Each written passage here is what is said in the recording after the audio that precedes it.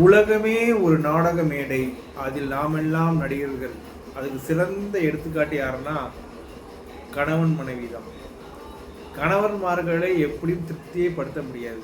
அவர்களுக்கு நல்ல ஸ்டவுட்டாக ஒரு மனைவி அமைந்தால் என்ன சொல்லுவாங்க தெரியுமா?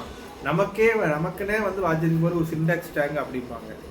கொஞ்சம் லீனாக அமைஞ்சதுன்னா நமக்குன்னே வாட்சிருக்கு இந்த வத்தல் அப்படின்னு சொல்லுவாங்க.